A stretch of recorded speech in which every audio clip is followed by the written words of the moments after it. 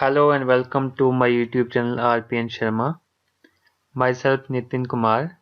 हम कर रहे थे गेट सीरीज में जो हमने सब्जेक्ट स्टार्ट किया था वो था फ्लूइड मैकेनिक्स. और फ्लूइड मैकेनिक्स में जो हम चैप्टर कर रहे थे, चैप्टर 3 कर रहे थे हाइड्रोस्टैटिक फोर्सेस, बुओयेंसी एंड फ्लोटेशन. ठीक है, तो इसका हमने पार्ट 1 कंप्लीट कर लिया था. आज हम करेंगे पार्ट 2. ठीक है, पार्ट 2 करेंगे आज. ठीक है, पार्ट 2 में हमारे पास है क्वेश्चन नंबर 3. क्वेश्चन नंबर 3 क्या कह रहा है? In which one of the following arrangement would the vertical force in the cylinder due to water be the maximum? ठीक है, तो ये कह रहा है कि हमारे पास ये गिवन अरेंजमेंट दिए हुए हैं. ठीक है, the vertical force on the cylinder, जो वर्टिकल फोर्स इस सिलेंडर पर लग रही है, ये एक सिलेंडर है. ठीक है, ये हर एक डायग्राम में हमारे पास सिलेंडर है हर एक ऑप्शन में. ठीक है, तो इस पे जो वर्टिकल फोर्स लग रही है, तो कौन से ऑप्शन में जो वर्टिकल फोर्स है वो मैक्सिमम लग रही है. ठीक है, तो हम देखें इसको कि हमारे पास कौन से ऑप्शन पे, कौन से सिलेंडर पे मैक्सिमम वर्टिकल फोर्स लग रही है. तो हम देखें, पहले ए पार्ट पे देखें. ए पार्ट पे देखें हमारे पास कितनी फोर्स लग रही है. ये कुछ इस तरीके की बॉडी है ये. ठीक है, इस पे जो फोर्स लग रही है ये वाटर है. ठीक है, इस पे जो फोर्स लगेगी कुछ इस तरीके की लगेगी. ठीक है, दैट मीन इस पूरे पोर्शन पे इस पे फोर्स लगेगी, इस पोर्शन पे फोर्स नहीं लगेगी. ठीक है, अगर इस पे देखें, इस ऑप्शन पे देखें, बी ऑप्शन पे, तो हमारे पास इस पे कुछ इस तरीके की फोर्स लग रही है. ये कुछ इस तरीके का है ऐसे. तो इस पे जो फोर्स लगेगी खाली इसके हाफ पोर्शन पे लगेगी. ठीक है, अगर सी में देखें तो हमारे पास फोर्स किस तरीके से लग रही है.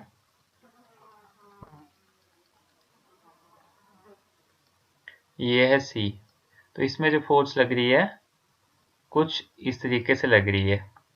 दैट मीन इतने से पोर्शन पे हमारे पास फोर्स लग रही है. अगर ऑप्शन डी को हम देखें तो डी कुछ इस तरीके का है. ठीक है, तो डी पे जो है हमारे पास फुल फोर्स लग रही है. तो हम देखें, इसने बताया था कि हमारे पास ये जो सिलेंडर है इसमें से मैक्सिमम फोर्स किस में लग रही है.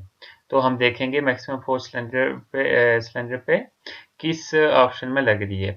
अब देखें ये ऑप्शन, इसमें कुछ पोर्शन बचा हुआ है जिसपे फोर्स नहीं लग रही. इस पे हमारे पास हाफ पोर्शन बचा है जिसपे फोर्स नहीं लग रही. इस पे भी हाफ पोर्शन बचा हुआ है जिसपे फोर्स नहीं लग रही.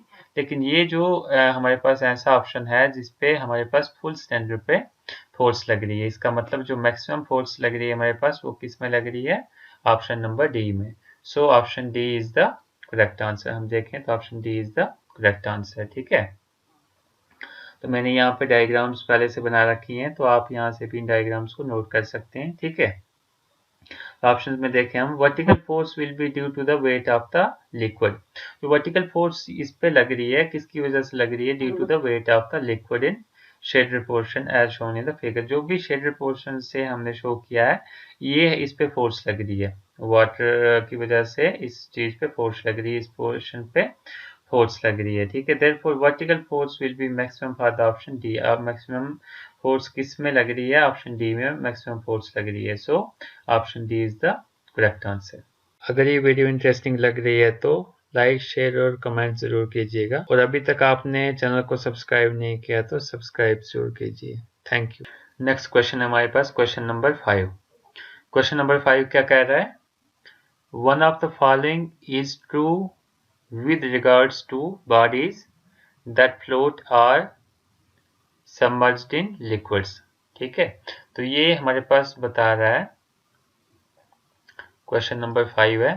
ठीक है, इसका सोल्यूशन हम देखेंगे. ये बोल रहा है कि हमारे पास क्या है, एक बॉडी है. ठीक है, कोई भी मान लो हमारे पास ये बोल रहा है कि एक बॉडी है, वो या तो फ्लोट कर रही है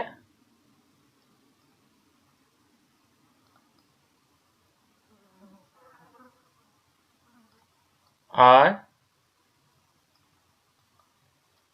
सबमर्ज्ड है इन लिक्विड्स में, ठीक है। या तो वो फ्लोट कर रही है या तो फिर वो पूरी लिक्विड में डूब गई है बॉडी। कुछ इस तरीके का केस है। मान लो हम ये एक डायग्राम बना लेते हैं। ये हमारे पास एक बॉडी हमने बना दी। ये आ गया केस, बॉडी फ्लोट कर रही है। और दूसरी में एक डायग्राम बना लेता हूँ। इसमें जो बॉडी है ये क्या है, सबमर्ज्ड है, ठीक है। तो ये बोल रहा है कि हमारे पास कुछ ऑप्शंस दिए हुए हैं।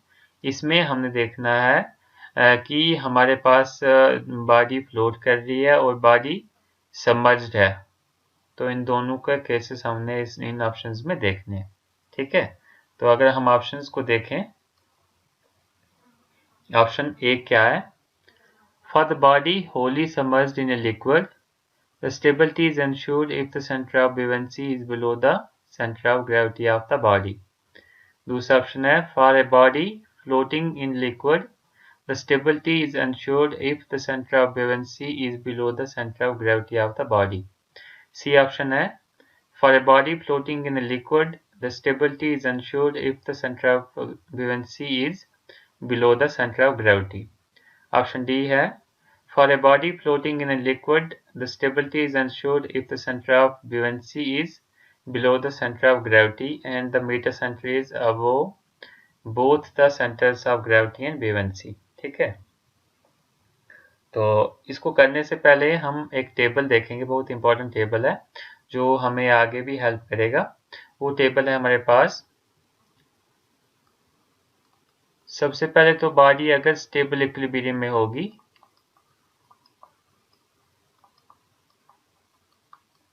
कब बॉडी स्टेबल इक्विलिब्रियम में होगी, जब हमारे पास मीटर सेंटर क्या होगा, above the centre of gravity, ठीक है। एम क्या है, मीटर सेंटर, और जी है सेंटर ऑफ ग्रेविटी। जब मीटर सेंटर हमारे पास सेंटर ऑफ ग्रेविटी के ऊपर होगा तब हम बोलेंगे कि बॉडी क्या है, स्टेबल इक्विलिब्रियम में, ठीक है। दूसरा है स्टेबल इक्विलिब्रियम की जो रिक्वायरमेंट है वो है जब Bm ग्रेटर देन Bg होगा, तब भी हम कहेंगे कि बॉडी क्या है, स्टेबल इक्विलिब्रियम में है, ठीक है। नेक्स्ट है when Gm equal to Bm minus Bg equal to positive आएगा, तब भी हम कहेंगे कि बॉडी क्या है, हमारे पास इक्विलिब्रियम में है, ठीक है। स्टेबल इक्विलिब्रियम में बॉडी, ठीक है। ये थे हमारे पास केसेस स्टेबल इक्विलिब्रियम के। अब हम देखेंगे केसेस अनस्टेबल इक्विलिब्रियम के, अनस्टेबल इक्विलिब्रियम के, ठीक है। अनस्टेबल इक्विलिब्रियम के केसेस है हमारे पास when m lies below g, जब मीटर सेंटर क्या होगा, below the centre of gravity, और हमारे पास Bm जो होगा लेस देन Bg होगा, और हमारे पास Gm जो होगा equal to Bm minus Bg equal to negative होगा, ठीक है। और लास्ट है हमारे पास केस न्यूट्रल इक्विलिब्रियम का। न्यूट्रल इक्विलिब्रियम में क्या होगा, m जो होगा एट g पे एंड जो Gm होगा इक्वल टू 0, ठीक है। तो ये हमारे पास तीन केसेस हैं, ये हमें समझने की जरूरत है, ठीक है। तो इसको समझाने के लिए मैं एक एग्जांपल लूंगा, उसके बेसिस पे आपको सब समझ आ जाएगी, ठीक है। तो मैं एक शिप का पहले ऐसे शिप का मॉडल ले लेता हूं। मैं एक एग्जांपल समझाऊंगा। मान लो कोई भी हमारे पास ऐसी बॉडी है, ठीक है। तो ये स्टेबल इक्विलिब्रियम में कब होगी, ये हमने पीछे ही देख लिया, जब m is above g। m क्या होगा, अबोव g, जब मीटर सेंटर क्या होगा, above the centre of gravity, ठीक है। तो इसमें अगर हम देखें तो मान लो ये इसका CG है, CG या G is the centre of gravity. पहले मैं बता दूं कि ये हमारे पास डिनोशंस क्या हैं। G है हमारे पास centre of gravity, centre of gravity. M है हमारे पास मीटा सेंटर, मीटा सेंटर, ठीक है। और हमारे पास B है centre of वेवेंसी, centre CENTRE, centre of वेवेंसी, BUOYANCY, वेवेंसी, ठीक है। हमारे पास G आ गया सेंटर ऑफ ग्रेविटी, M आ गया मीटा सेंटर, B आ गया सेंटर ऑफ वेवेंसी, ठीक है। तो पहले हम केस डिस्कस करेंगे स्टेबल इक्विलिब्रियम का, तो बाकी केसेस जो हैं सेम होंगे। तो फर्स्ट हमारे पास स्टेबल इक्विलिब्रियम का केस क्या है, M above the G, M जो है that metre centre above the centre of gravity. तो यहाँ पे सेंटर ऑफ ग्रेविटी है तो इसके ऊपर हमारे पास होगा मीटर सेंटर, ये आ गया मीटर सेंटर। और जो सेंटर ऑफ वेवेंसी होगा वो होगा नीचे, ठीक है। तो ये केस जो है हमारे पास केस किसका है, ये स्टेबल इक्विलिब्रियम का केस है, ठीक है। स्टेबल इक्विलिब्रियम का देखो, इसमें हमारे पास हमने फर्स्ट कंडीशन को सेटिस्फाई करवाया, बाकी ये कंडीशन ऑटोमेटिकली सेटिस्फाई करेंगी। अब कैसे करेंगी मैं ये भी समझा देता हूँ। अब ये है BM that means centre of buoyancy and M is the meta centre. ये आ गया सेंटर ऑफ वेवेंसी और ये आ गया मीटर सेंटर, ठीक है। This is greater than BG, this is greater than BG। अब देखो यहां से लेके यहां तक ये आ गया, मान लो मैं लाइन के थ्रू शो कर लेता हूँ, ये आ गया M और ये आ गया B, दैट मीन BM, इतना आ गया। और BG कितना है, यहाँ से लेके यहाँ तक, ये आ गया B और ये आ गया G, ठीक है। ये आ गया B और ये आ गया G। तो इसमें हम देखें तो बड़ा कौन सा है, BM बड़ा, ठीक है। तो इसलिए हमने लिखा BM is greater than BG। BM that means buoyancy से लेके मीटर सेंटर तक का जो डिस्टेंस है वो बड़ा है वेवेंसी से लेके सेंटर ऑफ ग्रेविटी का डिस्टेंस से बड़ा है, ठीक है। और थर्ड कंडीशन है इसकी GM equal to BM minus BG equal to positive, ठीक है। GM इक्वल टू BM आ गया हमारे पास ये वाला BM माइनस BG। अगर BM में से ये माइनस कर देंगे BG तो हमारे पास कौन सा पोर्शन बचेगा, ये अगर माइनस कर देंगे इसमें से हटा देंगे तो फिर भी ये वाला पोर्शन बचेगा, ठीक है। तो ये वाला पोर्शन बचेगा, मतलब ज्यादा में से कम को हम कर रहे हैं तो ये जो हमारे पास वैल्यू आएगी वो आएगी पॉजिटिव वैल्यू, ठीक है। ये आ गया हमारे पास पॉजिटिव वैल्यू। सो ये हमारे पास केस कौन सा आ गया, स्टेबल इक्विलिब्रियम का केस आ गया, स्टेबल इक्विलिब्रियम का केस आ गया, ठीक है। तो इसमें ये डायग्राम आप बना सकते हैं, ये डायग्राम बनाने की ज़रूरत नहीं है, ये मैंने खाली समझाने के लिए किया हुआ है, ठीक है। ये लिखने की भी ज़रूरत नहीं है, अगर लिखना होगा ये लिख सकते हैं, ये लिखने की कोई ज़रूरत नहीं है, ठीक है। तो वैसे ही मैंने एक स्टेबल इक्विलिब्रियम का केस बनाया हुआ है, आप अनस्टेबल इक्विलिब्रियम का केस बना सकते हैं और न्यूट्रल इक्विलिब्रियम का केस बना सकते हैं, ठीक है। तो न्यूट्रल इक्विलिब्रियम का केस मैं बना देता हूँ, बाकी आप अनस्टेबल इक्विलिब्रियम का केस बना देना, ठीक है। तो न्यूट्रल इक्विलिब्रियम का केस किस तरीके से बनेगा, मान लो हमारे पास कुछ बॉडी है, इस तरीके की मान लो कोई भी बॉडी है, ठीक है। न्यूट्रल इक्विलिब्रियम में वो कब होगी बॉडी, मान लो हमारे पास इसने बताया कि M is at G, that mean metre centre is about, metre centre कहाँ पे है, सेंटर ऑफ ग्रेविटी पे, यहाँ पे ही मीटर सेंटर है और यहाँ पे ही सेंटर ऑफ ग्रेविटी है, ठीक है। तो ये केस है हमारे पास आएगा न्यूट्रल इक्विलिब्रियम का, न्यूट्रल इक्विलिब्रियम का, इक्विलिब्रियम, ठीक है।